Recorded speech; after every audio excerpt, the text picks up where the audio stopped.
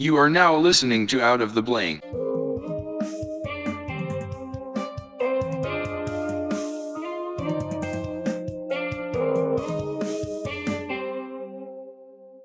The best part about having a part two, Zach, is the fact that we don't even need to say welcome to Out of the Blank anymore. We just start rolling. We're right here.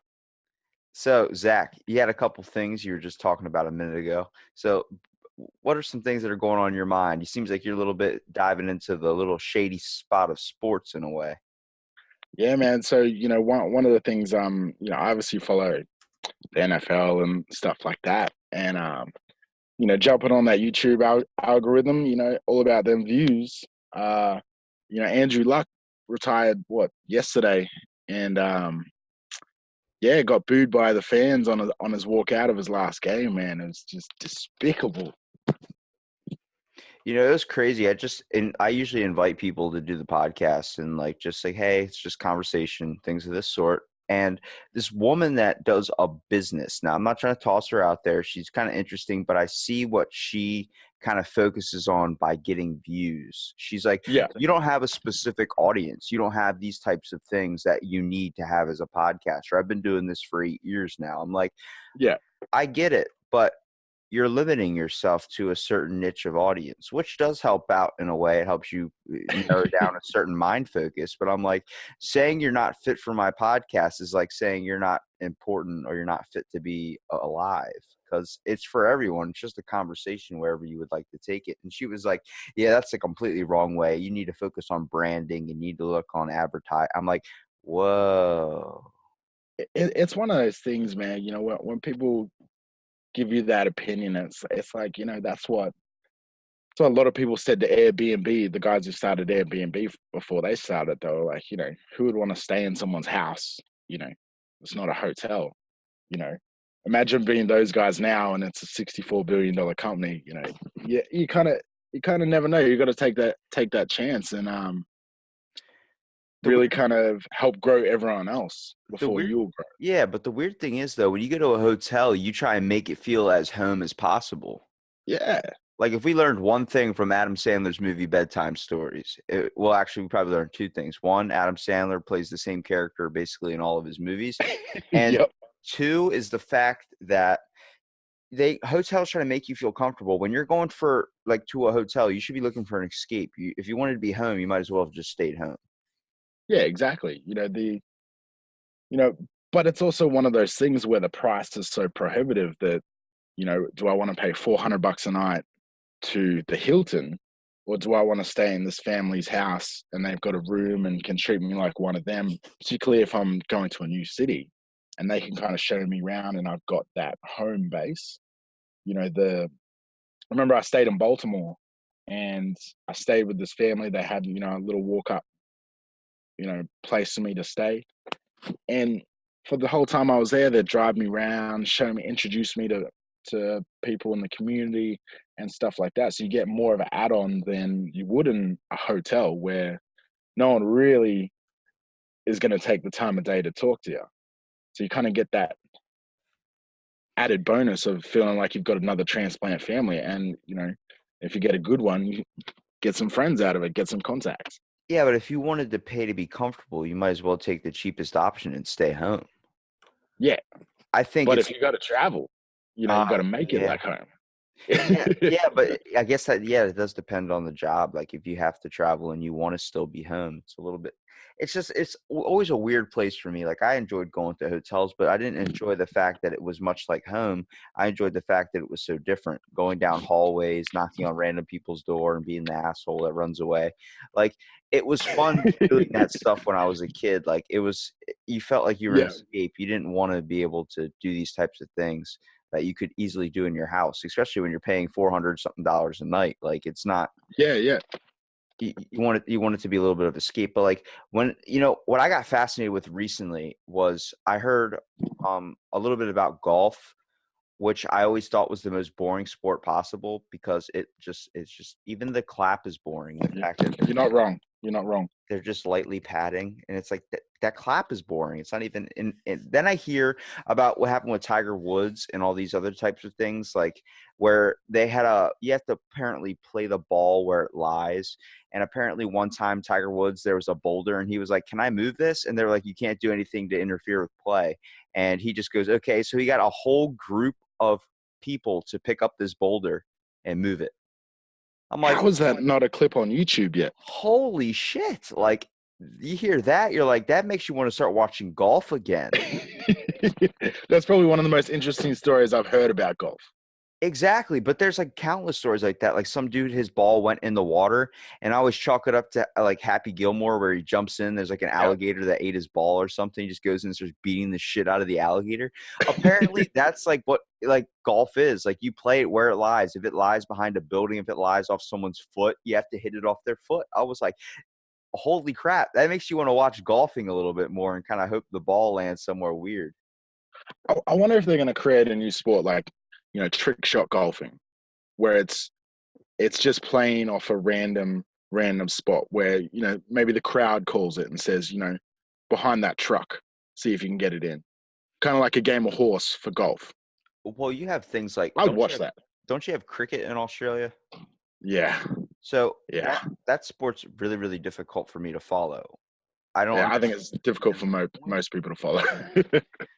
What I'm trying to figure out is what would be a really, really good sport that would have effective rules that me and you could create that would actually be something people would want to watch. What type of ball, first of all, will we even use?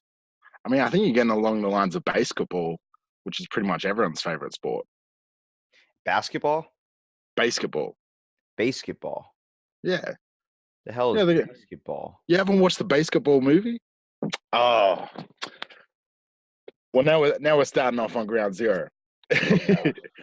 Pretty much, you throw basketball and baseball together and add in a bunch of insults, and you got basketball. Oh my God, that seems like the best stress reliever.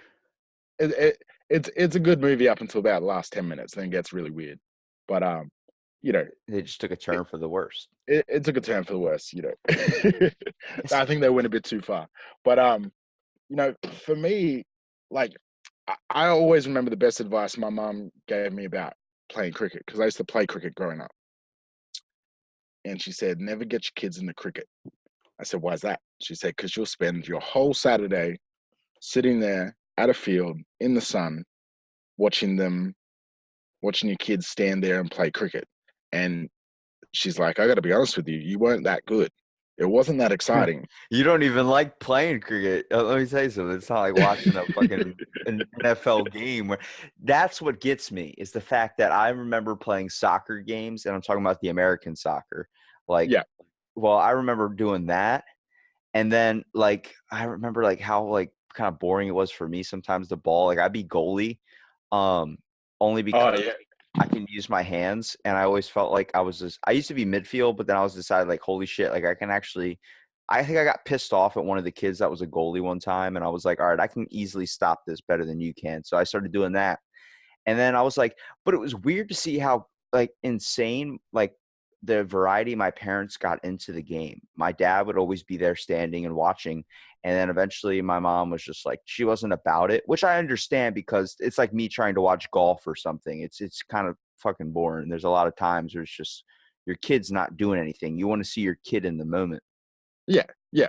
But I remember those moments. And let me tell you, dude, like with the fact, like competitive sports or any type of sport in general, the idea of a fan is ridiculous, mostly because of how serious people can take it. Like, when I mean seriously how people can take it is the fact that someone can get a tattoo on their skin and be like, this is my team. And then if anybody's against their team, they immediately hate that person. Like, they're like, you're my foe for life. Like, it becomes tribal. Yeah, that's what I'm saying. It comes down to like this primal thing where we obviously there's a need in history for competitive like results and things of this sort. But you look at sports fans, dude, some of them are fucking maniacs. Yep. And ignorant to the wider picture of it as well. What do you mean by ignorant to the wider picture? Well, I mean, I was talking about Andrew Luck retiring. The fact he gets booed. I'm not sure why they booed him. Dude's been playing through injuries for years, and you can still boo him because he's retiring, because he's sick of dealing with injuries and wants a better life for himself. The fact how you go and forget the fact that that dude's a person, that he also has a family, that just shows the ignorance to what it is you're watching. Yeah, I think people really invest their time into players too, especially when you're a Yeah, fan. You get hooked on a certain player. You know, I remember like a lot of people still today even bring back Ray Lewis for the Ravens. yeah, My whole family's from Baltimore, at least my dad's side. So that's the only reason I know about football is Baltimore Ravens and going to some of those yeah, games. You know, there's so many things that you can take out of going to see professional sports, and people choose the weirdest parts of it, I think, you know. Like going to an NFL game, those are really good memories for me. Being able to sit like at the 50-yard line and being able yeah. to watch like the game in full and just see this full contact sport, which is like primal. But it's literally like the sense of commodity and memories you can get from that is amazing. And then let's look at something like basketball. There's fucking actors that are sitting on the sideline that get involved in the game. The only one I can truly think of that has gone above and beyond to the point where he should be coaching the team is Jack Nicholson. Yeah. He But is we're literally like on the sideline. You can hear him mouth the words, "You motherfucker!" Like just and everyone's like, why is he so into the game? Then he walks off, like gets out of his seat, goes 2 rows down, and immediately just starts walking onto the thing, yelling at the coach right in his ear. I'm like, holy shit. And the coach is like, what is happening? And all the players are like, I don't understand what's going on right now. And like, how do you even recover from that? Like a teammate comes up to you like, hey, how's it going? It's like, dude, my coach just got yelled at by Jack fucking Nicholson. Yeah, he was a joker. You don't Well, want to dude, mess with him, man. I chalk it up to Robin Williams' bit. Jack Nicholson needs to be president because he has fucked everyone and he has done every drug. So there's nothing you can do to incriminate Jack Nicholson. It's almost like there's too much. There's too much. You need to funnel out what you'd criticize him for.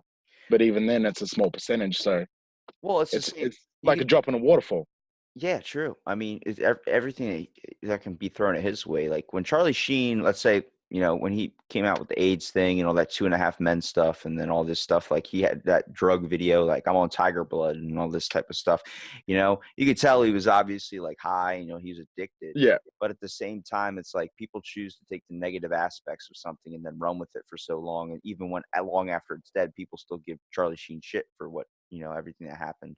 And yeah, yeah, I think it's really hard to move on. And like the same thing with Andrew Luck saying he's going to retire. A bunch of people just giving shit like, oh my God, like how are you going to retire? You're a piece of shit. Like you're going to make my team suck. It's like, do you care that much for the team that you don't care about that he's a person as well? Like Brett Favre, all these other types of people that, especially younger athletes too, where they experience, like you see them now, they're pretty messed up even at the age of like 30.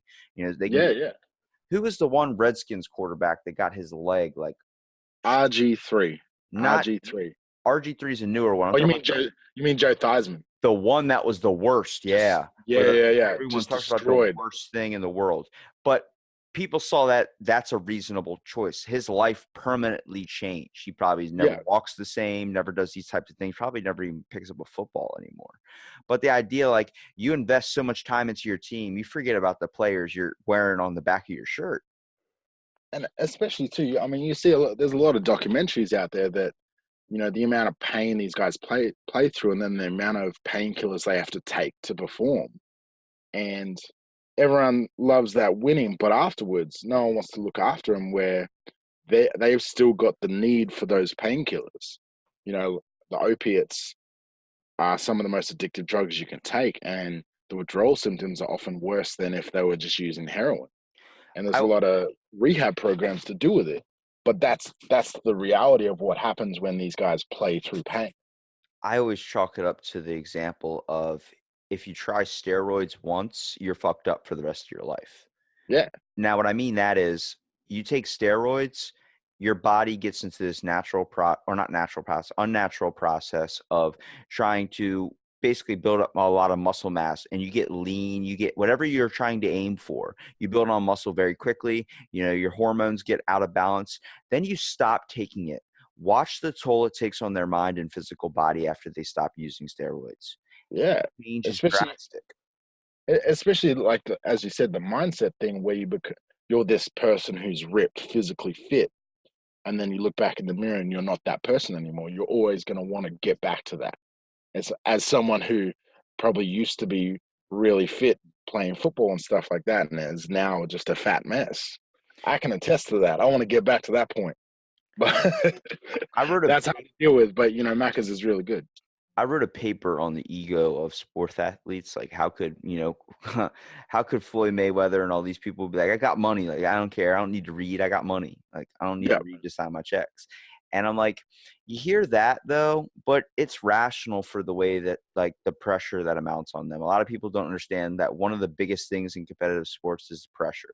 And we're yeah, not talking about like, oh yeah, competitive sports, it's hard. Okay. It improves your athletic skill, teaches people how to work together and win, and winning's fun, all these types of things. But you have to look at athletes in general as a person, and the person, and like the types of emotional and physical things they go through. It's an anxiety filled job. yeah, You yeah. have a million fans literally hoping that you perform everything right and you win every single time, and they love you when you're winning, but they hate you when you're losing. And there's the pressure of contracts. I remember when I played in the World Cup.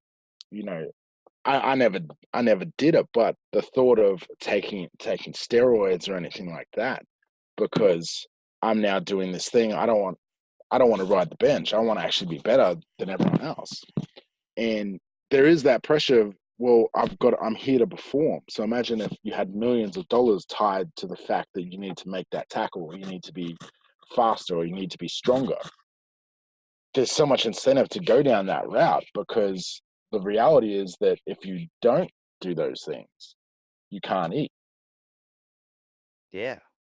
So The fact is, we're constantly comparing each other to others. Even in sports, you see it all yeah, the time.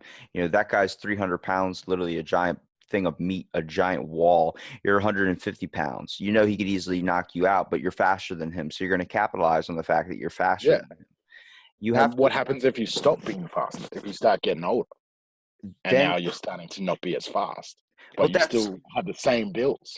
you think half the time there's not, you don't think Ray Lewis or somebody that is retired professional football, basketball, whatever sport, is looking and still not watching their game and not involving themselves still in the game, even though they're not in it anymore? They probably watch it like, damn, I remember my heyday. It's all about the heyday. Yeah, People are yeah, looking for that love. People are looking for that moment that's going to be theirs, where they return a 90-yard field or kick return and get a touchdown from it. And then people yeah. want to get that home run. People want to be Babe Ruth. People want to be these people in history that changed the sport that they play in. And sadly, that comes down to supplements. And I think that is a giant problem with sports in general.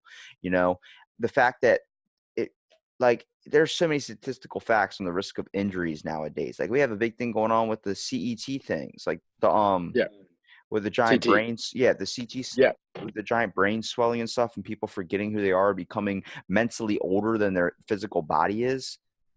Like, yeah. did you think that two people running into each other full freaking speed was not going to cause some type of brain injury? Like, Ed Yeah. Reed used to hit people with his helmet. There's a rule that was like, you can't hit people head to head contact, you get a fine. I Okay. mean, that's how I used to hit people. Yeah, well, Was the point of football, when you're playing the yeah, game and you're that athlete, you want to level someone the fuck out. You want to yeah. hear, you want to be like, I fucking did that shit. Like, yeah, remember that. And you want that. It's a primal thing in men. I mean, rugby, first of all. But that can be shifted anywhere. I've seen women's football, and let me tell you something. That's some brutal shit. Women's, yeah, it's all it's a brutal thing. Women's football. My daughter watches a bunch of women's rugby games and stuff like that, and I think she wants to play like that as well. The whole factor for them is they have different tools than we have to deal with fighting each other. Us, we just start using our fists and start doing this stuff. I actually spent Yeah, a good amount of time watching like bad sport fighting videos after I saw yeah, Happy Gilmore beat up Bob Barker. and Price is Wrong, bitch. And The like greatest fight in film history. exactly. And I start seeing that, and then I started looking up the actual videos. Dude, in football, they rip each other's helmets off and just start throwing each other to the ground, beating the living shit out of each other. I'm like, the factor is, you look at that and you're like, they're making mockeries of the game. No, they're so either passionate about the sport they play and they get pissed off because it's like driving your car and some dude cuts you off. Like Yeah. you're on high alert. You're already on like you're on 10 already. You know, you turn Well, the you're in fight or flight. You're in fight or exactly. flight. So something that happens like that, like you get a touchdown block from you. It's really hard to see someone hit somebody and then high five them and bring them back up onto their feet. Yeah. That is Yeah. when I see that, I'm like, that's what sports is about. It's about playing a game that you like to do, but not for the factor of winning, which yes, winning is awesome. You should have. Okay, let me ask you real quick. Yeah. Being a father, do you think that everyone deserves like to be called a winner, or do you think there should be losers? All right. So we went through this. So you guys don't have it in the US, but we have it in Australia. It's called netball. So this game was developed out of basketball in the 1800s and was kind of, now there's no bouncing. It's kind of straight passing and anything like that. So it's its own sport, and it's a big time female sport in Australia, at least. I think it's one of the highest paid female sports in the country. So I think all the women get in the pro league get about 80,000 salary a year, which is a good salary. And my daughter loves playing netball. One of the things she said, she wanted to be a shooter, so she wanted to score the goals, anything like that. And I said to her, "Well, how many times have you shot out the back? We have a hoop out the back." And she said, "Oh, never." I said, "So why do you deserve to be the shooter when the girl who actually is, we drive past her house and see her every afternoon?" I said, "So you need to be doing more work than her." So for me, the lesson isn't calling everyone a winner, it's teaching people how to win. So for her, it's, if you want to become the shooter, you need to start practicing in your own time to be better, because you have to that gives her a goal, and it then teaches her at 8 years old to, if I want something, it's not going to be handed. I'm going to need to work for it. I'm going to need to go get my shots up. You look at guys like Kobe Bryant who do get 800 shots before practice. You know, that's the kind of thing that I believe is valuable for kids, and for my kids at least, we try and teach them that. I don't care whether you win or lose. I care about the effort you put in. If you lost but you were busting your ass, then I'm proud of you, and you deserve a milkshake or a lollipop. That's cool. Yeah. But Well, there's that old saying, hard work beats talent when talent doesn't yeah, when talent loses hard work. Like you hear that or doesn't put in hard work. You hear that, you're like, that's true. You need to know that you lost the game, but I don't think it should be like you made fun of for it. I think the factor is no, you need to be talked to like, hey, it's losing sucks, but you see that feeling, that's what's going to build you up and make you stronger. You have yeah, to utilize and capitalize on that. I think nowadays it's so much easier to try and not hurt anybody's feelings on the fact that you deserve a participation trophy. Like, how the hell are we calling him a winner? It was 43-2. Like yeah, there yeah. was a clear loser. Well, we don't count points. I'm sorry. That's just not the people mindset. I'm like, yeah, but I was sitting here and I was beating the shit out of my phone because I was watching my kid get dunked on every 5 seconds. Like, Yeah. it's not comfortable for me to watch, and I don't think my kid feels comfortable. Like, my kid's definitely not like, I'm a winner. Like, no, he feels like shit because some dude scored the point. Don't let them focus on that, but let them know that that's there because they can work harder and put in more work to build past that. So this is how we do it with my daughter, right? And me and my missus, we're probably the loudest on the sideline. So I video my daughter's games and make a little music video about each game. And we're all about, if you're not sticking with your man, if you're throwing bad passes, come on, let's pick up the passes and stuff like that. But at the end of the game, we're telling her, hey, how was your effort? And she goes, I was done. Then okay, that's cool. I'm proud of you for your effort. But we need to work on this week. We need to work on You know, netball balls are a lot lighter than a basketball, so you need to get more range on your passing. So let's pass with a basketball. It's a bit heavier, and it'll get your technique better. Okay, cool. And then the next week, hopefully, she's gotten better at that, and we're just knocking down those goals. So I don't think it's not about making them feel bad. It's about making them aware of what they could have done better, and then the process to address that. What do you think? How serious of an impact do you think sports have with developing poor attitude? I think the lack of sports develops a poor attitude. But You don't know, you think the drive to win can honestly consume someone a little too much? Goes a little bit to their head to the point where they'll win at all costs. I think that's probably a misdirected. People who have that, I guess it depends on what you're talking about. If you're talking about someone in the NBA, that's like a Kobe Bryant, then I think that is obviously well directed because their entire being works on that. But But if you talk about a 10-year-old driven to win, that doesn't make any sense to me because I've put you like shouldn't be avoiding losses. You I've should want to take as many losses as you can to learn from. I've understood a little bit like watching high school football and things of this sort. And I know friends that competed and they would literally talk about hurting the other person just to win. Like they would talk about hitting him in the leg, causing something that could be permanent damage down the line, only because they had a short mindset of what they should be doing to be winning, just getting better at the sport. Someone's faster than you. Yeah, It's like, oh, just hit him in the ankle. Like there's been plenty of movies like that talk about like aim for yeah. their fucking eyes, and they get on Sweep the leg. one of the best movies ever, Longest Yard. Yeah, Okay. That whole fact, like they were the convicts, the first thing they were doing were trying to take away something from the other players. They were beating the shit out of them. They were taking out their aggression. They didn't care about the sport at all.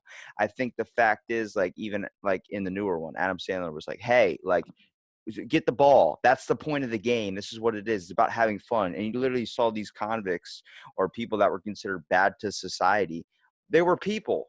They had fun. They got to become a team. They got to build up. They got to know what it was like to finally win, be loved, in a world that rejected them. That's the greatest movie you could ever watch if you're going to watch sports. I mean, there's countless of movies. Let me talk about, like, yeah. what is that? Field of Angels, that thing? That was pretty badass. I mean, Gridiron Gang with The Rock. yeah, it's all about understanding what the true meaning of the sport's supposed to be about. You have to understand that you're going to lose. It's going to suck. But at the same time, you can do things in your way to make your life better. I mean, you played gridiron football. Yeah. How hard and how much training do you have to go through to try and just accomplish either being the best at your sport? I mean, for me, so I view sports as, as you said, with guys trying to injure someone because they're too fast. I view that as externalizing sports, and I think sports should be used internally. So it's not about what the other person's doing; it's about what I can do. So if you're playing the long game, for me, I'd never played it before when I first set the goal to make the Australian team, and so I had to figure out what I needed to know without having any basic knowledge to go off. So I'd go to training, so we'd have training twice a week. That's not enough. That's not enough to actually expedite the process or to try and get anywhere. If you do anything twice a week, you're never going to get good at it. So it was all internal for me of, okay, I've got training on Tuesday. So Monday, I'm going to go to the gym. I'm going to work on my jumps, my jumping power, squat jumps, because that helps with my sprint speed and my power production. Okay, Tuesday, I'm going to go to training. After that, I'm going to watch some film and learn some techniques. And it became a 24/7 thing. If I wasn't working or, with my kids or with my family, I was trying to get better at the sport that I'd set a goal in. And that was the whole purpose that I went through for it, was to show my daughter, hey, I'd never done this, but this is the process I went through, and it's easily replicated by anything you do. All it is about figuring out what you need to do in your own time and going about addressing those flaws. So if my flaw is I don't know the concepts of football, Well, no one's going to teach me that. I can't wait for someone to teach me that. So I need to go on my own time, you know, particularly when you set goals. That's why I think sports a good thing for life and a good thing for kids, because when you set goals, you have to realize that no one else has that same goal. So the coach of my football team, my local football team, has no incentive to get me to the national team. What's their incentive? They don't get anything out of that. If anything, they lose me as a player. So you have to realize that my goal is internal, and despite what they say or despite the lack of assistance, you know, doesn't mean they don't support me. It just means that they have probably a lack of desire to assist. I have to go through my own processes to do it. And then once you leave that, what a lot of people do, I think, transitioning from an elite athlete to someone who's not, is the exact same as leaving the military. Is because your image of you, for me, my image was all I lived and breathed was football up until I played in the World Cup. And now what am I? I'm no longer a football player. And it's the same thing when you leave the military. I was a soldier and now I'm not. Now what do I do? But what you have to realize is that same process you went through to accomplish that goal needs to be replicated again. So if you go about sports the right way in achieving those goals, you can then finish that degree or get that internship or start that business in the same process, but you just have to take the same steps. And to me, that's the value of sport. Now, understanding that players can be selfish, just wanting to better themselves and not really truly kind of care about others, only because they're here to make either money or they're here to get their own goals. But what Yeah, about a coach's selfish intent? Do you find that a little bit weird that a coach would not give you any good advice or guiding to get you into another league or move on in your way? I mean, you know, to me, it's not about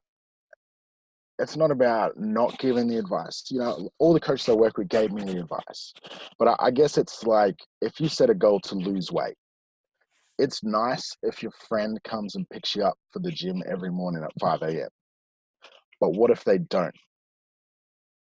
How does that affect your goals? Do you just not go to the gym, You have to or find do you another route to get there.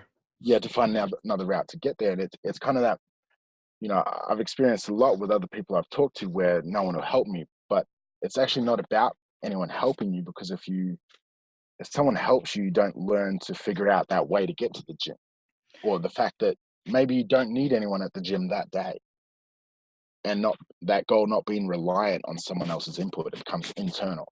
Yeah, well, I went through some stuff where I was bullied for being overweight and having body Yeah, issues, and there is no not going to the gym. I will make it to the gym. I've been in driving through like 6 feet of snow in a snowstorm in a little green Kia. You know, I was getting stuck. I was literally at the point where I was like, I'm going to walk to the gym to get there. There were trucks yeah. looking at me like, we're in emergency state conditions right now, and you're on the road, sir. I'm like, yeah. I get to the gym, it's like, bro, it's 2 o'clock in the morning. I'm like, I don't give a shit. It's You all know? about them gains. Yeah. Well, in that aspect, true. But at the same time, it was about when I committed to myself to go. I've been going every single day and have not missed a day in almost 7 years now. And that's not to highlight something like, oh my God, like I'm better than you. It's to let people know that if you commit to something, Yeah, if you really want to see results and you want to keep going, it's a long process. But if you lose the commitment to yourself, you're not being trustful anymore. You're not being, honorable in a way. I saw that I committed to myself to make myself better. I did. And at the same time, yes, there are days I do have my shit moments from like, I don't feel like going. I have that almost every day because now it's become such a routine. But it's about also changing it up and making it fun to enjoy why you even started going in the first place. exactly. And what a lot of people miss is that through that same process, if you said, I want to do a master's degree, all it would take is that same commitment that you gave to the gym. It wouldn't take any talent, wouldn't take any intelligence. It would just take that effort, the same effort that you use for the gym. And once you can do that once and realize how replicated it is, that's where the value is, you know. So I'm giving a speech in a couple of weeks about resilience to these 16-year-old kids. And one of my main things is that you can't teach resilience. You have to learn it, because someone can't tell you how to be resilient in tough times. You have to actually actively go through tough times, whether it's through doing a triathlon and realizing halfway through a triathlon, I'm going to finish. And now I'm a guy who can now finish a triathlon, which you didn't think before. And then Cameron Haynes is the biggest influence I think of when you say triathlons. That dude runs like Monster Mountain, like that Bigfoot mountain race. It's like 50 something miles, and then he does stuff like 250 miles is like his warm up and shit. Like he does it wasn't 50 miles, it was 500. But he does shit like that where he's running for 2 days straight. And when you look back at their history, David Goggins is another. He's an ultra marathon runner as well. All it took for them was to make that decision, and they built up to it. So there's nothing actually special about them other than the mindset they came in with. And for me, on the way to school, I'm big on a lot of friends. My daughter's very competitive, not in a bad way. She does state swimming competitions and stuff like that, and she's competitive, but she won't even care what her time is. But she's like, I'm in the race. I'm gonna give it my all. But one of the, a lot of friends will say, how did she get like that? And I always say, she's been doing comps since she was young. We don't care if she wins. It's just that exposure. But one of the things I always do when I take her to school is just show her Kobe Bryant videos and Floyd Mayweather videos, not of them fighting or playing basketball, but of them training, of them talking about how they train and how they view life and the dedication to their craft. And I'm just trying to expose her to. I remember when I was younger, I thought if you were fast, you were just the fast guy. I didn't realize you could actually train to become faster. And all I want to expose her to is the fact that, this guy, Floyd Mayweather, he's worth millions of dollars, et cetera, et cetera. But this is the mindset he goes through. This is his mindset. This is his training regime. And this is kind of what it takes. And she's the type now where she probably my proudest moment of her playing sport is that she trains hard in practice. I don't, the games I'm not worried about, but in practice, she'll go up against the hardest player. That explains why people take preseason pretty seriously. Yeah, I mean, I remember playing in the World Cup. It was intense. Like, every guy there was trying to make the starting team, and we probably hit each other harder than we got hit during the games. And I think, gridiron is probably a weird thing, but I found it very insightful about the mindset of elite athletes. At least from my perspective, I was never a game winner. I never got carried off the field on people's shoulders. I was the guy sitting on the bench. And I actually find that really beneficial, and kind of proud of the fact that I've experienced that side of it, where you can watch the game winner, the guy who won the game, the guy who scored that touchdown, get carried off, and you weren't that guy, and how you felt.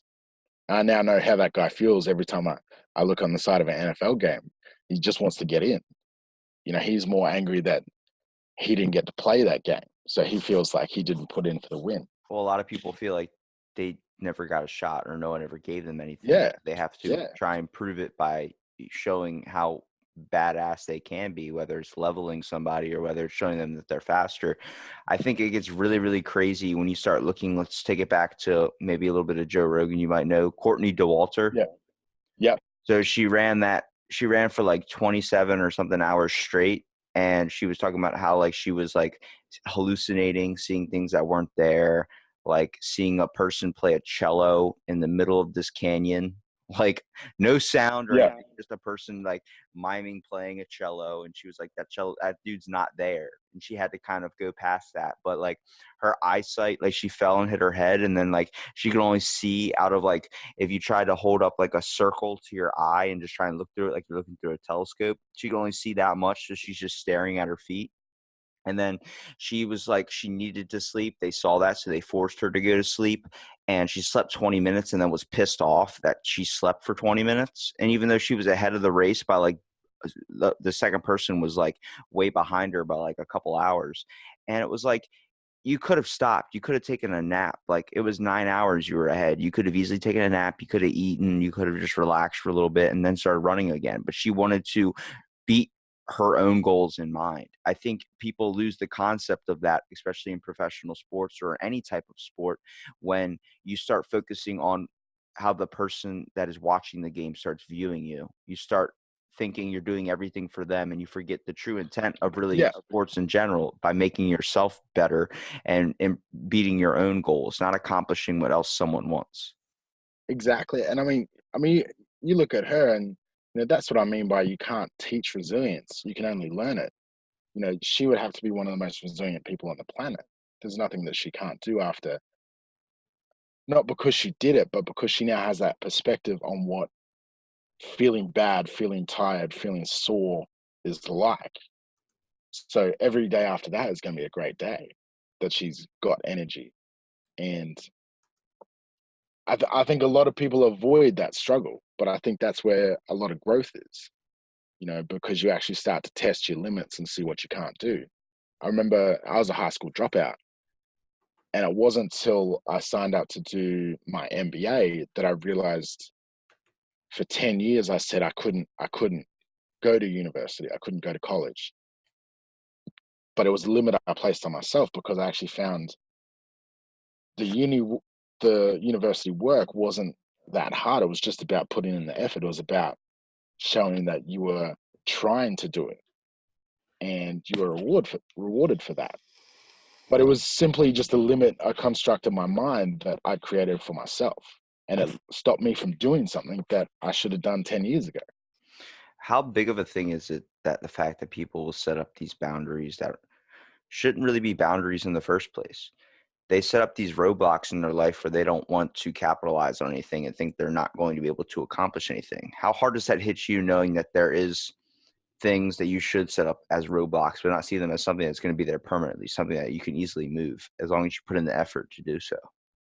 I think probably the hardest thing to do is recognize that they're roadblocks, recognizing the fact that it's a limit that you put on yourself.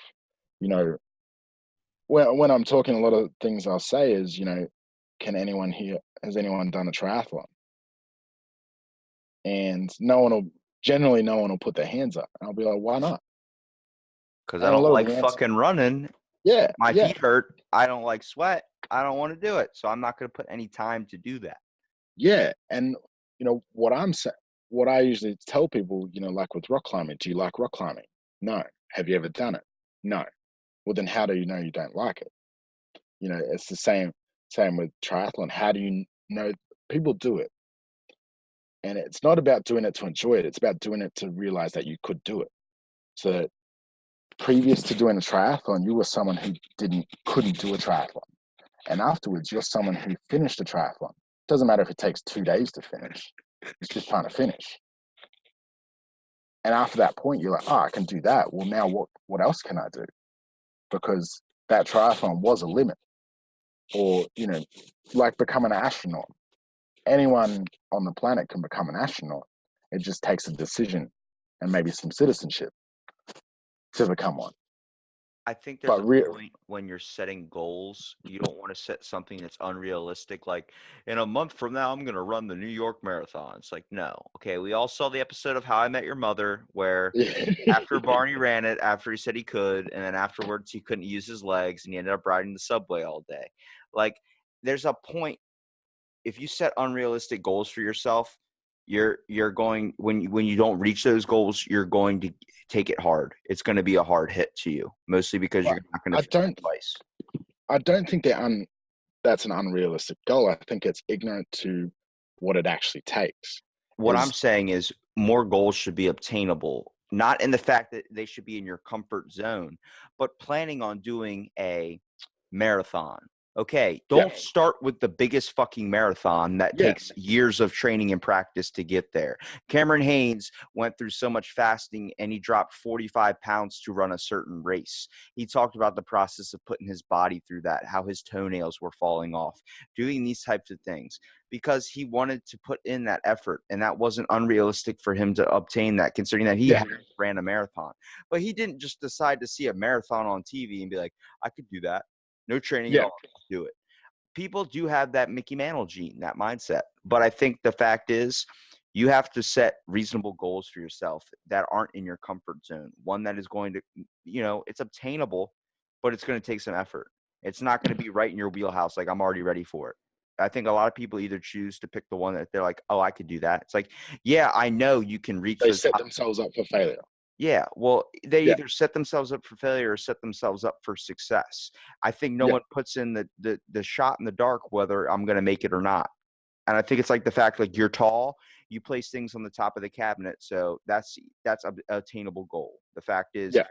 you're doing something you know you can already do. Like, why the hell are you going to even make that a goal? Yeah. It- And to me, it's like, okay, the New York Marathon, that's a realistic goal. The timeline is unrealistic.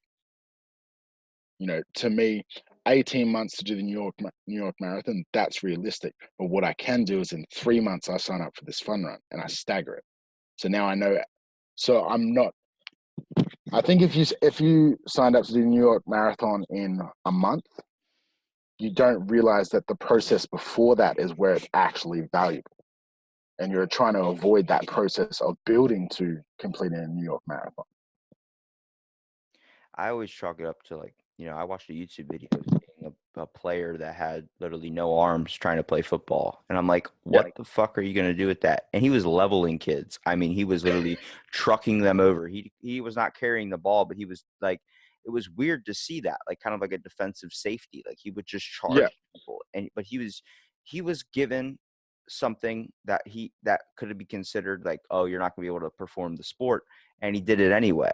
You Yeah. see, like, people that do our Olympic lifters and things of this sort that don't have a body part, whether it comes to not having legs. There's a wrestler that he's missing an arm and both of his legs, and he has one arm. Yeah. Zion. I Yeah, watched that documentary. but he beats the shit out of guys. He taps them in Yeah. minutes. He learned to work around his problems. He learned to work around his things that made him considered less of a person when he's actually more of a person. The fact that he can overcome those types of things, it really puts into your mind's aspect of how far someone's going to go, whether they get pissed off when someone says they can't do something and show them wrong. You have to find what works for you. I think a lot of times people structure themselves off like somebody that is the best at their sport. Everyone's like, Yeah. you trying to be like LeBron, trying to be like Jordan. It's like, no, I want to be me, and I want to do what I Yeah. can do to make myself better and make myself to the best of my ability. You don't want to ever feel like you half-assed anything. And sadly, Yeah. today people feel like they want to half-ass everything. And I mean, it's the same thing, you see with business in particular. There's all these YouTube ads where the Amazon affiliates will help you set up an Amazon store. And then you realize that they get paid a commission to get people to build stores in the Amazon um, cyber world kind of thing. And the reason it's appealing is because it's easy business. People are looking for that easy business, like multi-level marketing's one too. It's easy. It's set up for me. I don't have to go through the hard things. And I find that like with sport, you get a lot of the negativity and stuff like that with if you ever wanted to set up your own business, I'm sure you would have had this with the podcast where people go, nah, don't bother with that. That's you know that's a pipe dream kind of thing. And what I always say to people is you have to actually try that out first. And it's not about setting up, say with the New York Marathon, it's not about finishing the New York Marathon. It's about starting it. And it's about doing what you could do with it, because that gives you a starting point. So if you set up a business and you fail, you're in a better spot than someone who's never run a business before, because you have that experience. Or you have that experience to get yourself to a better job or a better employment and stuff like that. So you never lose with setting goals, even if they are unrealistic. You know, um, you then learn either, hey, I probably should have expanded the timeline out. I should have done this different. I should have fixed this. I should have done this. But it highlights those. And you really need to highlight your flaws in life to really figure out where you're going to be. Yeah, the biggest, I think, problem, and a lot of people that, like, if you want to change the aspect of business or change the aspect even podcasting in general, it seems like the problem nowadays is the YouTube algorithm you were mentioning before. A Yeah, lot of people don't understand, like, what do you mean by YouTube algorithm? It's the fact, the choices of why, like what YouTube focuses on and prioritizes on that's yeah, popular. They don't focus on any of the ones that are just starting out, starting to get a little bit of traction. They focus on big businesses, advertisements, things of this sort. What types yeah. of things have you seen in this that you could highlight? Well, one of the things I've seen, I'm big into YouTube, and like guys like Leon Lash do it well, the commentary YouTubers and stuff like that. But for me, when you look at sports stars, they have that platform, and like with me and you, we don't start off with that platform. We have to build it within YouTube and stuff like that. And I think you see there's a lot of take up in, say, the Jimmy Butler vlog on YouTube. He gets millions of views because he has that platform to start from. Whereas when you're starting out, you need to grow the platform and go through that process of, you know, 10 views on a video, 20 views on a video, 5 views on a video, and go through that process. And then hopefully set up the kind of partnerships with other channels to help grow from there. Yeah, the But one it's figuring out your path through that, which is very hard. I think the one thing And that makes me really, really sick is when people I message to get on the podcast and they go, "How many views do you get?"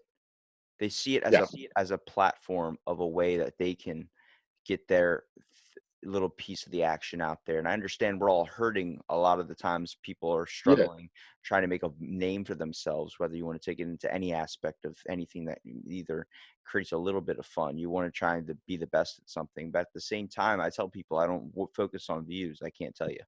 And they're like, yeah, "What do you mean you don't focus on views? You see it on YouTube when it tells you how many people watch your video." I'm like, "Yeah, but it's probably, I could also say that it could be one view could be 30 people all in one room listening to it. I don't know what people do when the exactly. door's shut, but at the same time, I've heard the feedback from people that have listened to my podcast saying it's helped them, saying it's awesome that I'm doing this and saying these types of things. That's what I like to see. That's the Yeah, thing. I mean, and I like to see the negative comments too if there's one. Like I need that because it only shows me what I need to do to make something better. But I already feel like I'm already doing one of the best things in the world, and that's just conversating again. That's having a conversation with someone. I've been brought up to about monetizing, brought up to yeah, about things I could do to make it differently to promote a brand. I've did some things where I do advertisements. I'm like, not really. I appreciate any support that I get for this, but at the same time, it's also fun being able to talk to people now again. A lot of times when you go introvert for so long, you experience like the world's becoming a less connected place. And I'm trying to bring yeah, it back to a whole, whether it's just an hour conversation with someone, but it's a way that we can just unwind and get to know each other because the true knowledge and power is through experience. I find it very, very difficult when you look at the YouTube algorithm that focuses on things of like what people do watch, what people don't watch, how many time people spend watching your video, all these things. yeah, If you start watching that, it's like every time I log into YouTube, it's giving me statistics on how popular my channel is. And it's like, oh, yeah, you didn't get a certain amount of likes this week compared to last week. You're not doing as well. I'm like, what do you want me to say? I had a bad week, a bad month. It doesn't matter. There's none of that shit for me. Like, oh, sorry, I took a yeah, shit. I was gone for 10 minutes. Like, it doesn't affect me like that. See, I see that. I'm like, okay, like I can do a million things differently, but I'm already doing what I feel is more than enough. I work with people's time zones. I try and make sure I work with people's availability. I only have a very brief window that you cannot reach me, but I'm more than yeah, happy spending like a whole day planning on a podcast coming together and then it not working out. I've had it happen multiple times. The fact is, it is something I enjoy doing, but it's not something I want to promote as a business. It's not a business. This is like a passion thing for me. I Yeah. enjoy talking to people and being able to, like, the fact you're in Australia and I'm talking to you, that's fucking awesome. And the weird thing is you look like Brad Pitt, which is nuts. But the whole fact is, like, I'm able to, I'll take that. I'll take that. I'll tell my missus you said that. there you go. They'll be like, hey, Hey, yeah. man, and she'll think twice about walking out. Be like, yo, Brad Pitt. What else are you gonna get after this? There's no I Ryan. mean, I've been saying it for years. Finally, someone else says it. This ain't no Jason Momoa thing. Now listen, see, but I like this because it's a sense of having camaraderie with somebody. Yeah. Able to talk again. You know, people don't do that anymore nowadays. And you know, someone's like, you know, your video doesn't get many views. I don't want to be on your podcast. It's like, I've had someone in my local area that has just recently became popular because he owns a business. Okay. I'm not Yeah. going to highlight his name or anything because I know he's probably listening, but he asks me all the time, let me get on your podcast. I'm okay. And I tell him, like, all right, we can do this day. And he goes, yeah. He goes, I want to be on camera though. I'm like, what do you mean you want to be on camera? Mine's just audio at this point. It's just, I'm not doing video until like later down the road if I choose to invest in it, but I'm fine with just audio. Yeah, but I want people to see me. I'm like, what do you mean? He's like, I'm going to be wearing my business's shirt. I want to be known. You know, I could do this 20 minutes. I'm like, nah, man, you already lost the whole idea in general. Yeah. It's about having a conversation again. Like, how many times do you have a conversation in your everyday life? Who the hell has conversations anymore? I'm like, what? Like, obviously, that's the point. Nobody does. No, we don't choose to talk to anybody outside of our circle anymore. I break out of my comfort zone every time I get to the point that I talk to someone new. I don't know anything about them, and I'm learning on the podcast. But that's for me. That's because I saw that the fact my comfort zone was something about being isolated.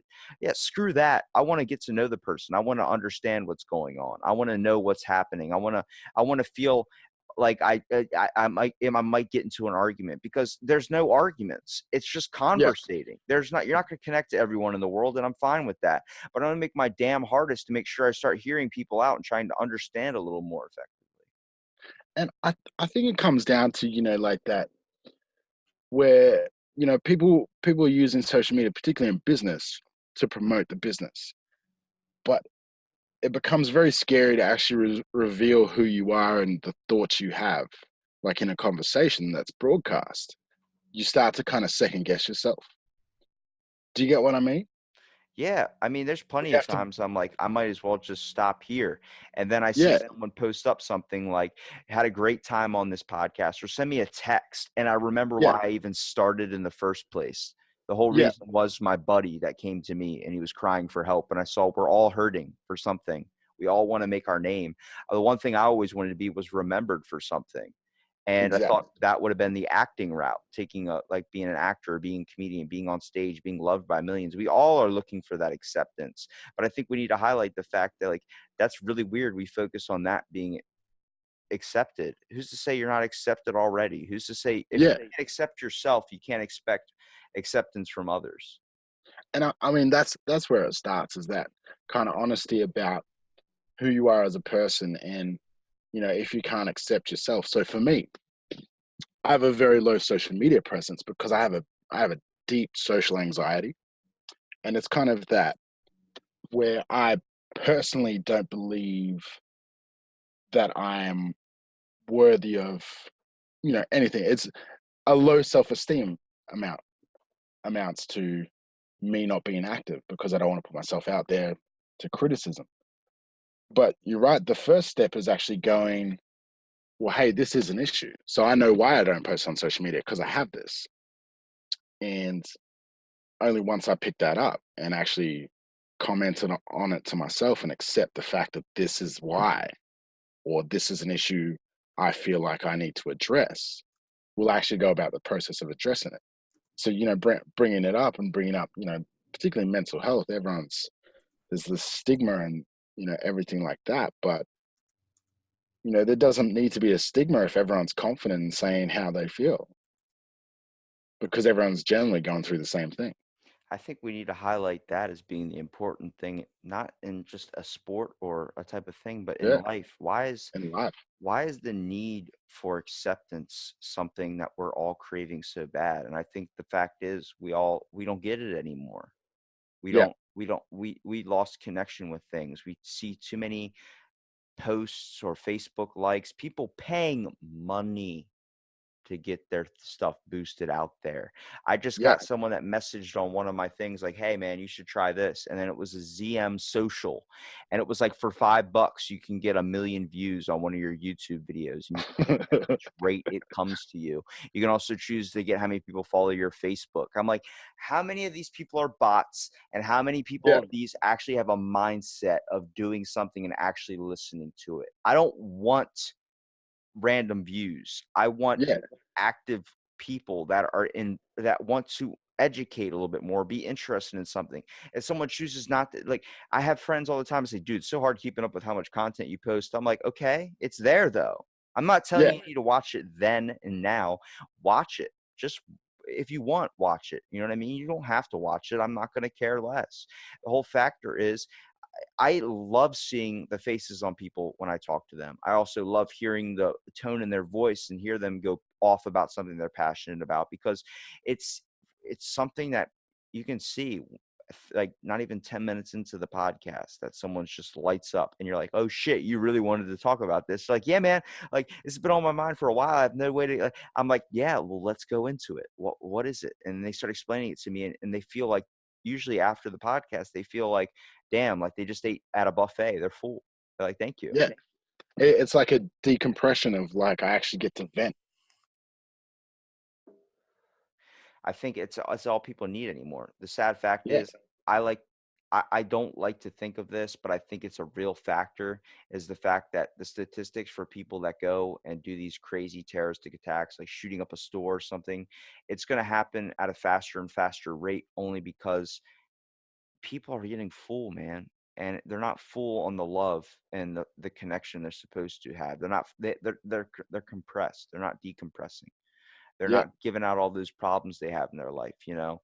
It's people are more than willing to easily break out and bitch about their problems and also act out in a way only because they feel like nobody is listening to them and they feel like it must come down to drastic action. I mean, when I was in the army, we used to have this thing, right, where it was we had a rule: no deep and meaningful conversations. And at the time, I never really, I bought into it. Yeah, I don't want to talk about feelings and stuff because the nature of the job, it kind of you didn't really want to get into that. Um, but it was only as I got older I realized how detrimental that was. A lot of the guys I went through the army with, I didn't know what they wanted to be.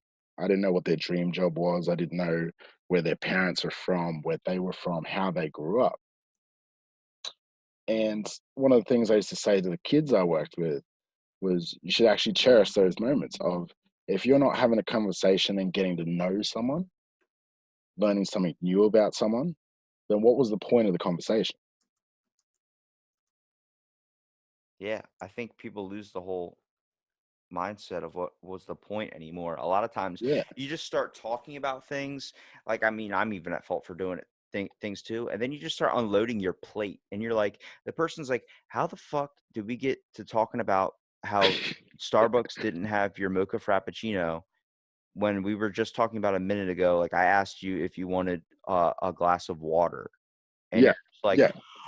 "Oh my God, let me tell you, water would be nice, but I miss this mocha frappuccino I almost got at Starbucks. But let me tell you, their espresso machine was broken. I couldn't get my 2 pumps of unicorn spritz, and today just sucked. Okay, the life was out to get me." I'm like, the fuck, we escalated so quick.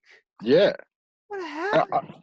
I mean, one of the things I really learned is where that needs to rear its head is in relationships. You know, I've been with my partner now for 12 years. We've got 3 kids, and we never, when I was in the army talking to my friends and stuff like that, we never really talked about relationships. It was like, oh, I'm in the doghouse or anything like that. Never talked about why. And I remember I moved to the town I'm in now, And I met this guy, he's from New Zealand. He's from the same cultural background as me. He's a religious guy. And I'd always been negative, oh, my missus just, treat me wrong, stuff like that. And he said to me, he said, well, you talk so negative about it, but have you ever brought that up with her? How much do you actually talk about it with her, or do you just prefer to talk to everyone else about it?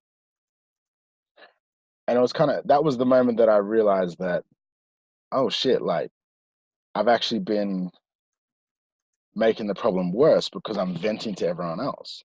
And it wasn't until, me and my partner talk about it, we went to counseling and couples counseling, which I think is the greatest thing you can ever do. And I realized how much of a jerk I actually was. Not because the counselor was telling me, but I realized that we actually both agreed on a lot of the same things, but we just weren't communicating the right way. And it was because of that conversation with my friend where he said, well, are you going to actually be honest about what the situation is, or are you going to keep telling yourself this lie? And now I tell people, couples counseling is the greatest thing you can do as a new couple, if you're dating and stuff like that, because chances are 99% of people don't know how to communicate with each other in the right way. And particularly when we went through our hard times, my missus, she's the greatest woman ever. But when we're going through our hard times, we didn't realize how much that it affected us, how much the things we'd been through had affected who we were as people, and how we communicated with each other. We'd both shell each other off. And it's not until we actually sat down and said, well, look, if this is going to be the end, why don't we try this? We'll see if it doesn't work. And then we can say we gave it a good shot. And ultimately we went there and realized that we just didn't know how to talk. And I said that to my friend, and he said, see, you just needed to actually bring it up. You need someone to bounce it back off you and not give you what you want to hear, but give you what you need to hear. Yeah, it's not about finding someone that's just, it's really hard trying to work with someone that just agrees with you the whole time. Because And they, I think it's detrimental too. yeah, well, you're sitting there like, I need to do this and you do that. Yeah, you should be doing that. You should be doing this. Do you feel like you should be doing that? It's like, he just give Mm, me an answer. Like when I asked you where you wanted to go out to eat and you said anywhere's fine, I named off 30 places until I said the one I knew you wanted to go to. Why the yeah, fuck did you make me waste all that time? yeah. And it's my friend always said it to me like this. He's like, we all tell each other a lie. We tell ourselves a lie, and we tell ourselves a lie so that we believe it. So he's like, when you kept talking negative about your partner, you didn't believe it was true, but you wanted to believe it was true. Because if you believed that she was what you thought she was, then that absolves you of any wrongdoing. And that's exactly what I was doing.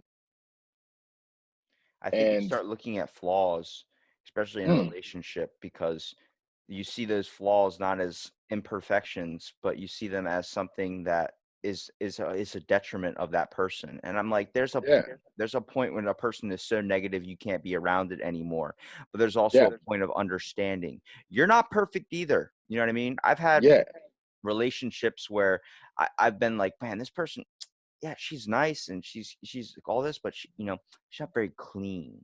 And it's like, but yeah, that's shit I could easily work on to fix that. That would not yeah, be an answer for me to break up with somebody. I think the fact is you point at one of their factors or one of their things that is bad about them, and you think of something like that's the biggest thing to that person. I'd say, wait a minute, hold on. You married this person for 30 years. You connected with them on such a level. You know everything about them. You've done everything for them. You've put in so much money, so much time, so much love into them. And you're going to break up with them because they didn't do the dishes. They yeah, never do the dishes. It's like, but don't you think that's the thing you can work on? I never really brought it up. Okay, then. You never brought it up to her. You never brought it up to him. You never brought it up to them. yeah, Address the problem and say, what can we do to kind of fix this? Because this is kind of bothering me. The whole idea, relationships, anything of that sort, have to be a 50-50. No, it has to be 100-100. If you're not giving 100% in your relationship, and you're not getting 100% back, address that. And if they don't change, then you have to realize this is something you need to change. You need to focus on moving out for yourself and finding something better. But don't give up without bringing it up to them first. Don't let them know, like, hey, I don't think it's working anymore. Why? Well, you haven't been doing the dishes, and I'm just done. And just walk out. Like, what? Yeah. She could easily, or him could have easily changed and been like, I can do the dishes. Sorry, didn't know. I just didn't even think about it. Sometimes people don't think about things. I think that's a lot of problem too. A lot of people don't think about stuff before they say it. It's like, just think of the other view. Also, just be more considerate. If you want to be connected, be considerate of others. Well, this is one thing the counselor said to us. He said, so when you guys talk about any issues you have, what happens when you get angry? And we said, oh, I start doing this and I start doing this, and we try and make each other angry. He said, so why are you still talking about it if you're angry?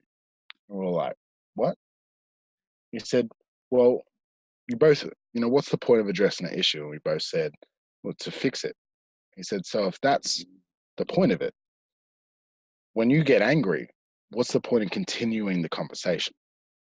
If you shut it down before it gets angry and come back to it later, you're going to be more productive than letting it escalate. And it wasn't until we heard that we are like, oh yeah, that's actually simple. We keep prolonging it and attaching emotion to it. He said, no, stop. When emotion starts getting attached to it, just stop. You can come back tomorrow. You can deal with it tomorrow. Because the fact is, relationships are hard. They're very hard. And, especially when you got kids. When you got kids, for me, it's, you get a lot of people say, I'll do anything for my kids. And one of the things that I hate is when, if someone cheats on their partner when they've got kids. As someone who grew up without a father, I can't deal with that. I can't deal with that because you've made that decision that having sex was more important than the welfare of your kids. And there's a lot of things that go into it, but I said it to my friend recently. I was like, I cannot get past that. Why let that happen when you could have just addressed that or called it off and not had that continue while you're with your partner? Just broke up before that happened. And to me, it's where you lose the perspective on what giving 100% to the relationship is. Every decision you make has to be, how is this going to affect my partner? How is me quitting my job going to impact on her? How is my talking to this guy going to impact on him? Like, whatever it is, you have to keep it in perspective throughout the whole process. And every time it's gotten tough with me and my partner, we fought through it, and now we're at that point. Now we're good, touch wood. We're good, best friends and stuff like that. But you had to go through those hard times. And I guess it's kind of what I mean with the goals as well. It's going through those hard times and realizing how you come through them, is realizing what the relationship's about. I just thought about your next quote you should do to this speech of kids you're going to do in a couple weeks. All right, hit me. You have to quote Rocky Balboa. It's not about how hard you get hit. It's about how hard you get hit and keep moving forward. Yep, exactly. And then at the ending, scream, Adrian! I don't think I could pull off the Adrian. I'll work on it. I always force my daughter to watch Rocky 1, and she hates it. She's like, oh, Dad, this movie is so old. So? And a little tear drops out my eye, I'm not going to lie. It's a fucking classic. It's a classic.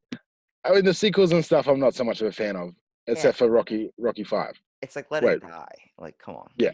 Let it die with some dignity. Let me be the Rocky I remember, not him all old and sad a little bit. Like, seeing him now, Rocky, or Rambo, the new Rambo that's coming out. Bro. Yeah, no, that's... Right. It's like Fast and Furious now. Now we're not even just focusing on the story anymore. We're just doing the same shit over and over again and making it newer and newer and newer and better cars. I'm like, come on. They should have ended Rambo at Rambo 1. I even think Sylvester Stallone wished that had happened as well, but he said, I was still getting a paycheck, so, I'll make another one. But I think he even admits that it should have ended at 1. The only movie I think we're going to be seeing a lot of is Pirates of the Caribbean. I see that going on for till episode 48 or movie 48, only because the Oh fact yeah. that Johnny Depp keeps buying houses. He owns 46 houses and doesn't sell any of them. Yeah, Doesn't rent them out, doesn't do anything. He just owns houses. The guy's like, we could sell a couple of your houses. No, then motherfucker, you're buying $3.2 million houses and sometimes $40 million houses. Like, can what you do you imagine plan the on doing? land tax I he mean, would pay per year? he doesn't give a shit. Oh, it's just. He's Jack Sparrow, motherfucker. Like, he don't care. I mean, what's that? Staying in a different house every week. No, he doesn't even stay in them. They go years sometimes untouched. Oh, They're like, well, why do you have it? He's like, I own this many houses. It's like because Trump. I'm just that rich. Yeah, he just starts buying Yeah, stuff. Like, why not? Like, Mark Rubio has the best "I'm just rich" attitude. Like, when he's cussed on air and they find him, like, I think it was like $5 million or something. He's like, how much? And like, yeah, you just got fined $5 million for saying the F word on television. He's like, what? They're like, what do you feel about that? He goes, $5 million for saying the F word? I'm like, yeah. And he goes, well, fuck it, make it 10. And then like he did that. Like, it's that.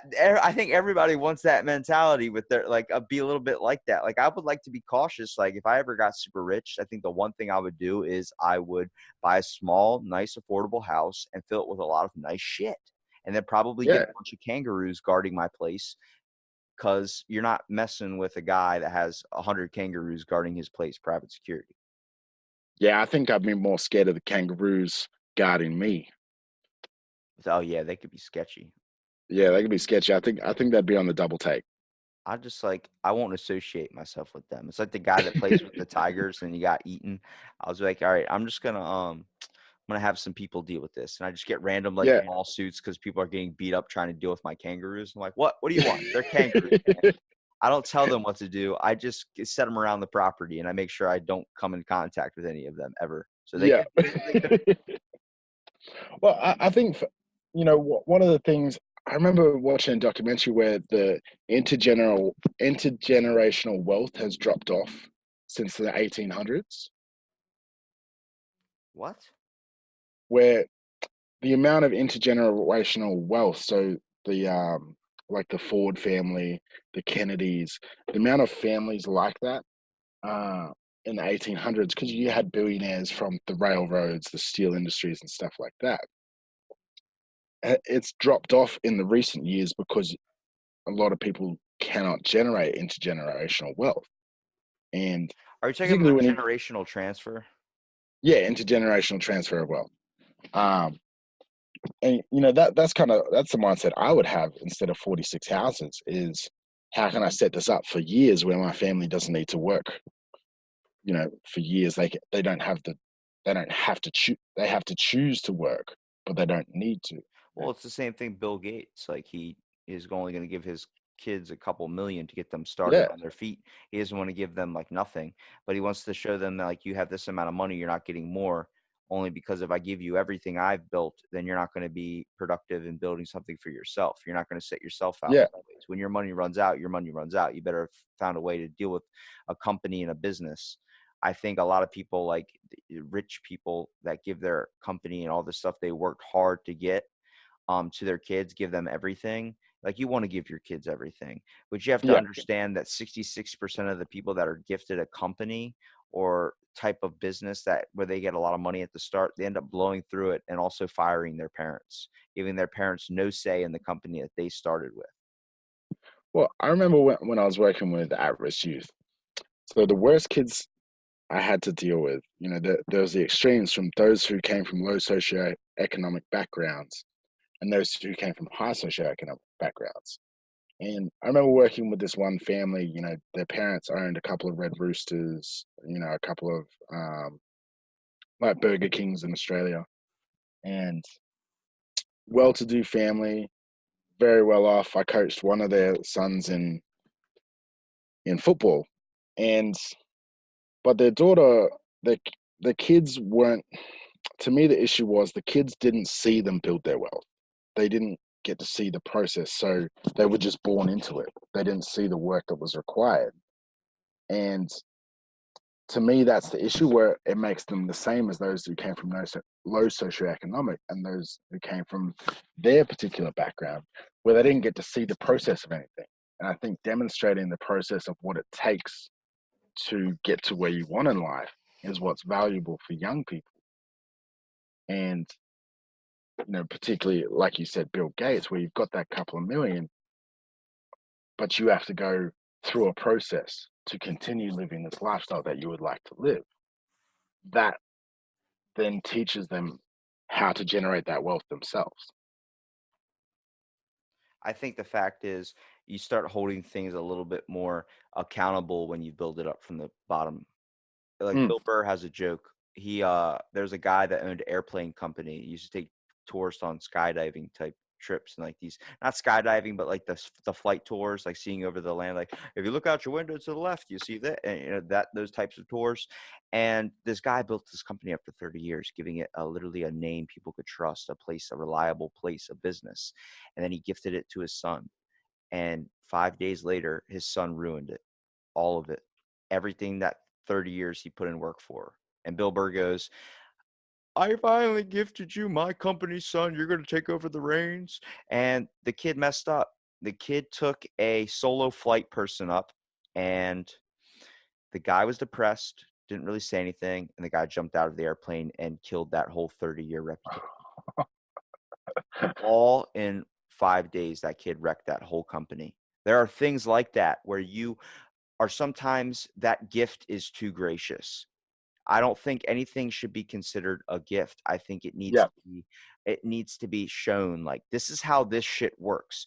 Companies that make it after they gift it to their kid is only when that kid has worked in the business from the ground up, not yeah, just given the boss reins. You have to understand the things that we go through. You have to understand the things that are cost effective, things, how the people work, who you're dealing with, the type of customers you get. There are so many factors that go into a business to succeed. And even then, you still have to worry about, other businesses in the area. But you have to work from the ground up. Like, you hear so many effective business owners literally say, I worked in all parts of the business. I worked from dishwasher and worked from the ground up. It's like, there you go. You yeah, understood what it was like when you finally did get money, that different shit needed to be spent on 600 white Benzes. You didn't need that. yeah. And you can then improve the business because of that experience. Yeah, well, Whereas when you're gifted it, you kind of have nothing more to offer other than a managerial position, a managerial figurehead. I think the fact is, like, I think people want a handout. Yeah, yeah. I don't And I I, don't understand what I we can think do to that's fix that. natural though. Yeah, but I don't understand what we can do to fix that. Don't you want to put it, you know how good it feels to raise a plant or raise an animal or raise a child, and then, see it grow up and see that's your work that you put in, everything that you did right, everything you did wrong that formed that person? That's something. A lot of people don't want that, though. They just want the payoff immediately. No, you got to Yeah, put in the work. I think anybody that understands that aspect, you've already got a good head on your shoulders and a good start into the game. But you haven't got the answer. You haven't got everything figured out. You got so much more to learn. I think we never stop learning in our lives. And every single aspect, we're constantly learning new things every single day. We're never finished. We're never too much information. We have so much that is still left to be explained, and so much things we need to understand first. yeah, exactly. And you know, particularly when you're looking for the easy route, you're trying to, as I said, you're trying to avoid that process. The hard route is often the best way to go. When you're starting a business, that's why there's a difference between multi-level marketing. Not to badmouth it, but there's a lot less risk in signing up to sell isogenics than there is to start your own clothing company.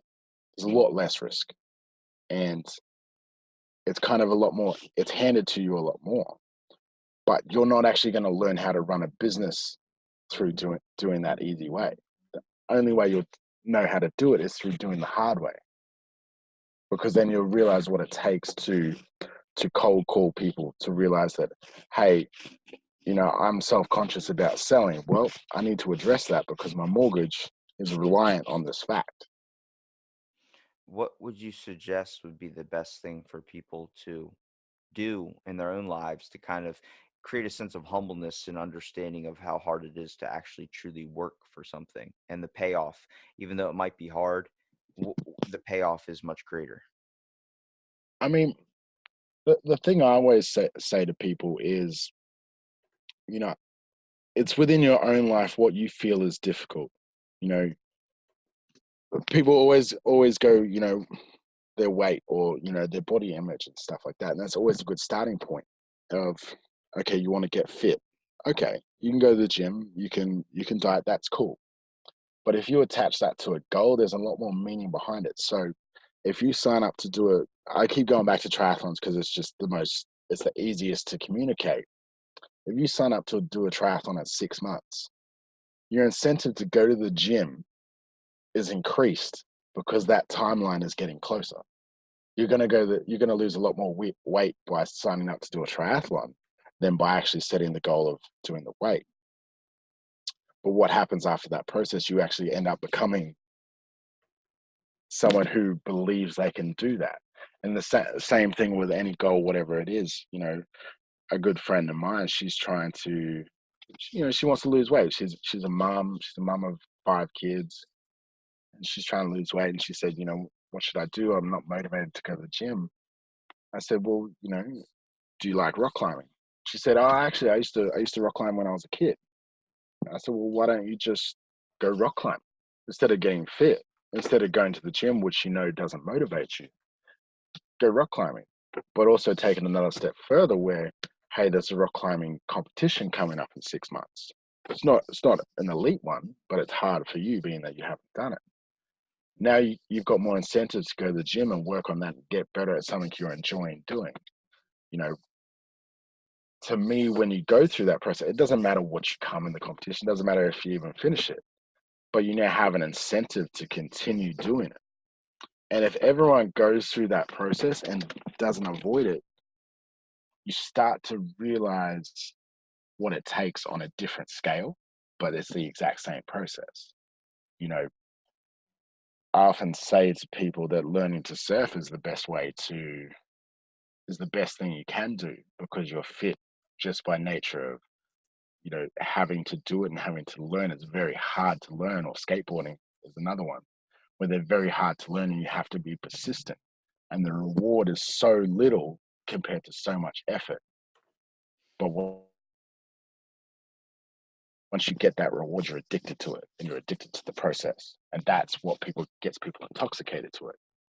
With understanding how awesome a reward is, you have to understand the risk and the time it takes to get that Yeah. reward.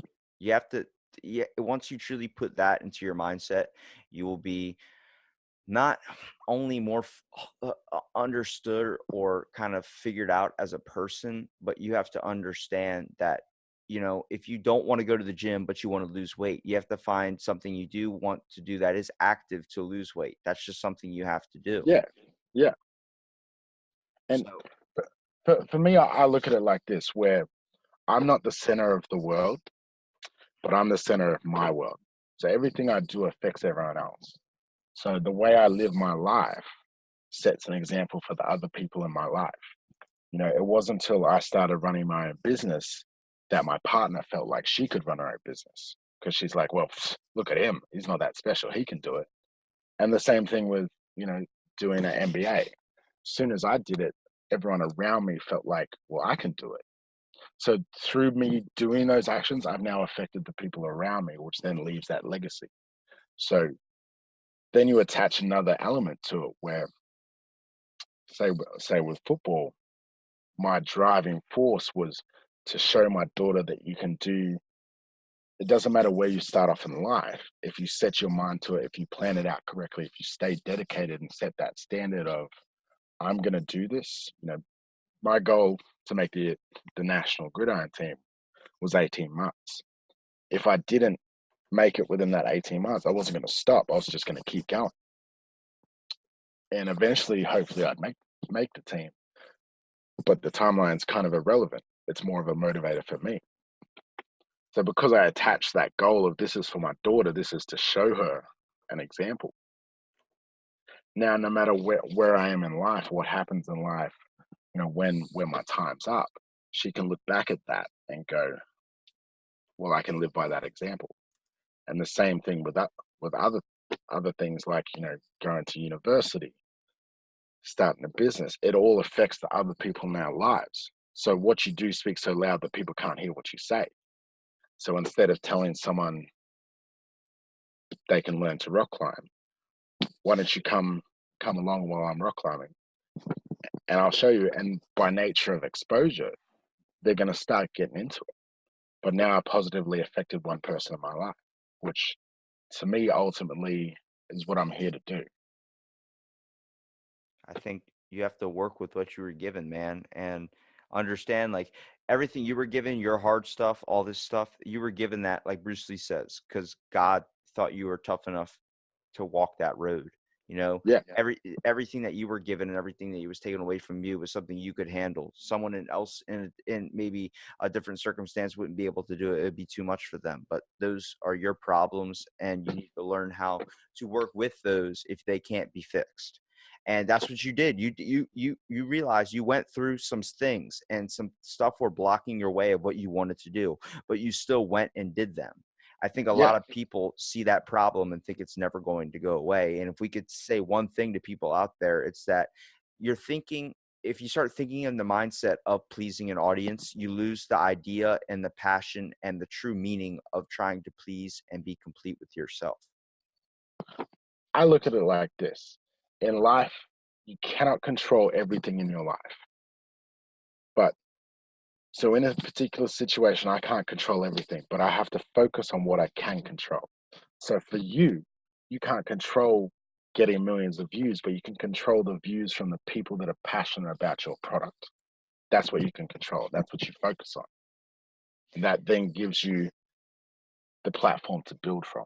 And so for me, when you're going through a job search, if you're going through a long job search trying to find a role and you can't find a job, you don't focus on not finding the job. You focus on what you can do to get the job, because that's the only thing you can control.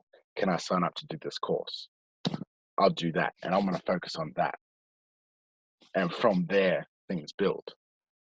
But when we lose control, we start losing that self-esteem, that it starts becoming overwhelming, because particularly job searches are so overwhelming because you don't know where you're going to end up. It's out of your control.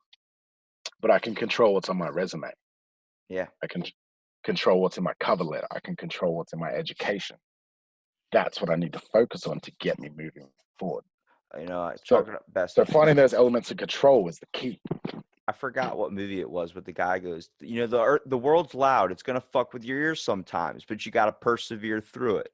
And I think that is the best thing. Problems are always going to arise. You have to work around them. But if you completely hold on to them, you're not making your life better. I think turning this from a sports intro to a shady side of sports to going into many different things. And I think it ends on a pretty good, a little bit of a awakening for people, only on the fact I'm not here to awaken anybody, but I'm here to show you that any types of inflictions or problems you have in your life are not always going to be there. Sometimes they're going to be gone a minute later. The key is not to hold on to them. The key is don't stop your progress because something gets in your way. Learn how to deal with it and work around it if it can't be moved, and become the person you're truly meant to become. Exactly. Well, Zach, you Brad Pitt looking fool. Thank you so much for being on. You can say that as much as you want. You can keep saying it all the time. I'm gonna message you. We have different time zones, so lunch for me here is probably 2:00 in the morning for you. So you're gonna be like, why is he messaging me at 2:00 in the morning about me looking like Brad Pitt? I'm like, because it's on my mind. I can't enjoy my ham sandwich until I figure out that. My missus is gonna start getting jealous. Be like, come on, man, come on. She'll think twice about walking out at this point. Baby, you need to start telling me that more. Hey, I got options. People say I look like Brad Pitt. Yeah, stunt double, Fight Club, Brad Pitt. I'll take that. I sometimes get I look like somebody, but it's more like someone that's I don't want to look like that fucking guy. Someone gave me a compliment, you look like Tom Holland. I was like, fuck you. Thank you. Why? I'm like, I hate Tom Holland. He's like, why do you hate Tom Holland? He's Spider-Man. Tobey Maguire is Spider-Man in my mind. it's the kind of thing where I don't know how to respond to stuff like that. Where do I be insulted or do I thank them for the compliment? You know, I got that in New York when I was there, and I got offered some gay sex, and yeah, I said, hey, thank you, appreciate it. It made my day actually, but it's not for me. And I didn't know how to respond. I'm not sure if that was that the right way. Dude, I do the same thing. I actually had a gay couple hit on me one time. Like, you're very, very cute. Like, you know, if I was like, I've been hit on by gays, and I always give them this answer. I appreciate your compliment. I respect your decision. Thank you so much for giving me that. Really boosted my ego. But at the same time, I am not gay at this moment. But if I do have those urges or arises later in my life, I will make sure to contact you. If you give your information, your phone number, and I will get back to you at my earliest convenience. And I swear to God, they just go, did he just say that? And I don't know how to respond. You threw me in the deep water. I wasn't ready for it. Instead of dipping my toes in, you decided just to drown me head first. Yeah, I'm appreciative of the compliment, but it's not fitting with, who I am. So I don't want to be rude, but I also really appreciate the compliment. Yeah, and I'm not going to like do what most people do and find out someone likes them. They start avoiding that person because they don't want to hurt their feelings. Like, no, I'm going to let you know in a I'm very gonna hang around that person more. It'll make me feel good. Yeah, be like, hey, give me more of them compliments. Fight for me like you fight what like Popeyes does with that chicken sandwich that's coming out. Oh yeah. I don't even know the whole terms of that. I'm seeing videos on Facebook all over the place of people just beating the crap out of employees for not having the chicken sandwich in stock. I'm like, the one thing I always loved about Popeyes was their biscuits, because Popeyes biscuits were fucking awesome. I never had Popeyes. I love Chick-fil-A. That's like the Starbucks of the chicken business. Chick-fil-A. Yeah, it's all like white Christian. Yeah, that's For your true. service. It's like, just say what? It's like the pleasure was all mine. It's like, just say you're welcome. Yeah. I just want my chips and I just want my meal and I don't need the polites. Yeah, it's like Chipotle. Like, I always hate walking up to the people. You know what Chipotle is? Yeah. I always walk up at Chipotle and I always feel like an asshole because I'm like, I want this, I want that, I want this, I want that. And I'm like, I feel like such a dick. And he goes, what would you like, sir? I'm like, just, what are you feeling? What do you want me to have? It's like, what? And they get like caught off guard. And I'm like, That's what I do. what do you think I should have? Like, I don't know. The chicken's pretty good. Do you feel like serving me the chicken? Honestly, I give so many people the chicken. That's all they ever want. No one ever goes for the beef. I enjoy the beef. I'm like, well, then give me the fucking beef, dude. Where's the beef? Put it on my damn omelet. That's what I do when I go to bars. I'm like, I drink cocktails because I got kids. I'm not trying to prove anything to anyone. But I'll just say to the bartender, just give me what you like.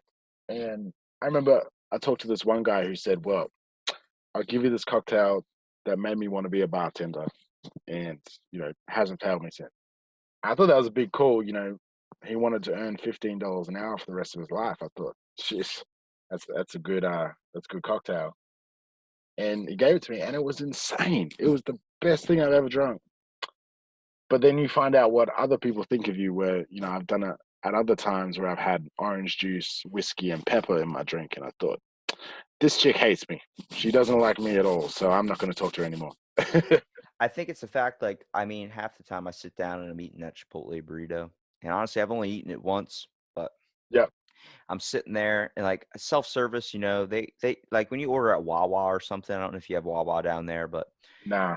when we order, it's like a gas station type like place, but they have like self-checkout type stuff where you can order a sandwich on the screen and the person makes it in front of you. I always feel like an asshole. Like, I'm just like, I just don't want to commute and tell them what I want because I don't like ordering people. Like, it is sometimes easier, but at the same time, I'm just like, man, just give me what you're feeling. Like, what do you mean? I'm like, I'm going to roll the dice. If you give me something that I'm not satisfied with, then I'm going to sit there and take it like a fucking man. Half the times I bite into that food, I'm like, what did they put in my sandwich? And next thing you know, it's like a piece of bread and like they just stuck like 2 tomatoes in there. I'm like, what'd you do to me?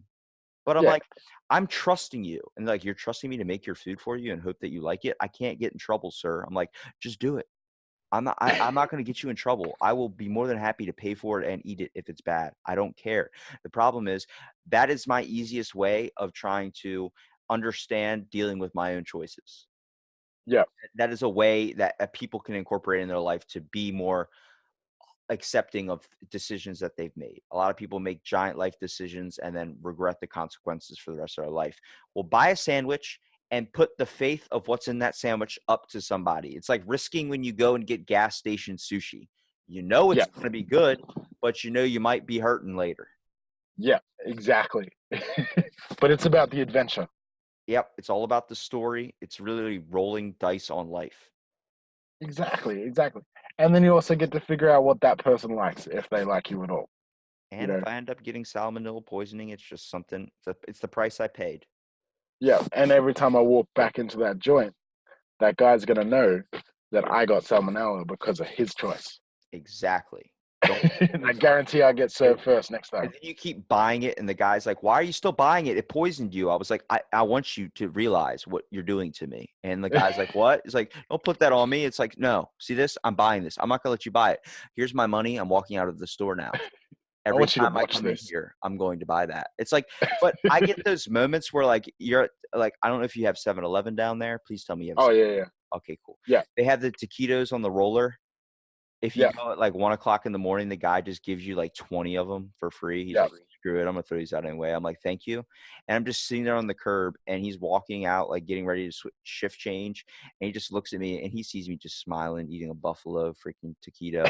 That is like honestly probably shouldn't be served to people, but I'm just sitting there like, you fucking made my night, man. He goes, you little stoner, get out of here, you little scamp. And I'm just sitting there like, I'm not even high, but this is enjoyable. This is the keto. My cousin lives a healthy lifestyle. Like he came from like money, like he married, not really married. He's going to marry this girl into money, but Yeah. he's spending like $8,000 on dinners and shit. But like, Oof. shout out to him. My buddy convinced him to get a taquito from 7-Eleven, which he would have never thought about getting.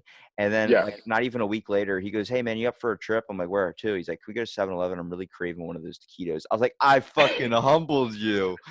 He humbled you." He's like, "Dude, I didn't want to try." Like, he was so like, he put it in his mouth and you could tell he was like, I'm not gonna swallow this. I'm just gonna, yeah, it's good.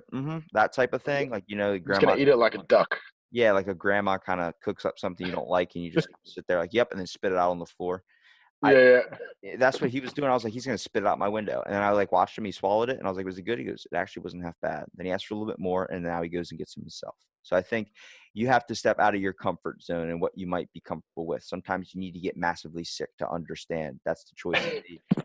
Well, this is the thing. So 7-Elevens in Australia, we don't have the food kind of portion. You have chips and stuff like that, but we don't have the taquitos and the hot dogs and stuff like that. So when I was over in the US, everyone's like, "Oh, what'd you have for dinner?"